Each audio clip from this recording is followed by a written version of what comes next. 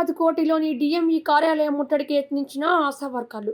కాంగ్రెస్ ప్రభుత్వం ఎన్నికల్లో ఆశా వర్కర్లకు 18,000 పెంచుతామని హామీ ఇచ్చిన మేరకు వేతనాలు పెంచాలి, ఆశా వర్కర్ల నూతన నియామకాలు చేపట్టాలి, 1వ తారీఖు రోజే ఆశా వర్కర్ల జీతాలు చెల్లించాలంటూ డిమాండ్ చేశారు.